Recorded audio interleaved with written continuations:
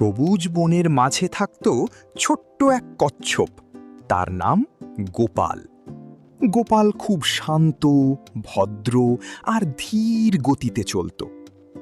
বনের অন্য প্রাণীরা তাকে দেখে হাসত। খরগোশ বলতো, এই গোপাল, তুমি তো সারাদিনেও গন্তব্যে পৌঁছাতে পারবে না। হরিণ হেসে বলতো, "হ্যাঁ, এত ধীরে চললে কেউ কখনো জিততে পারে?" গোপাল কিচ্ছু বলতো না, সে শুধু মিষ্টি হেসে নিজের পথে চলত। একদিন বনে বড় দৌড় প্রতিযোগিতার আয়োজন হলো। সবাই নাম লিখালো, খরগোশ, হরিণ, শিয়াল, কাঠবিড়ালি আর ছোট্ট গোপাল কচ্ছপ। সবাই গোপালকে দেখে আবার হাসতে লাগলো। তুমিও দৌড়াবে? তারা বলল।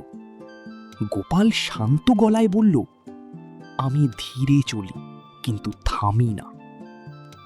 দৌড় শুরু হলো। খরগোশ খুব দ্রুত ছুটে গেল, হরিণ লাফিয়ে সামনে চলে গেল, শিয়ালও দৌড়াতে লাগলো জোরে জোরে।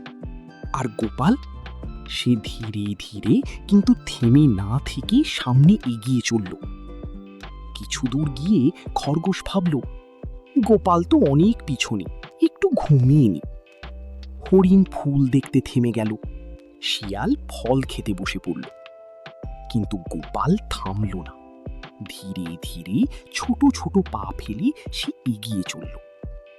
সূর্য যখন আকাশে উঁচুতে উঠল, সবাই অবাক হয়ে দেখল, গোপাল ফিনিশ লাইনের খুব কাছে।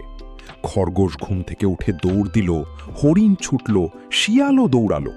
কিন্তু ততক্ষণে গোপাল ফিনিশ লাইন পার করে দিল। সবাই হাততালি দিল। খরগোশ লজ্জা পেয়ে বলল, আমরা তোমাকে ভুল বুঝেছিলাম।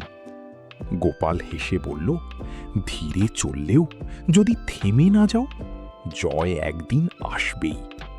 সেদিন থেকে বনের সবাই গোপালকে সম্মান করতে শিখল।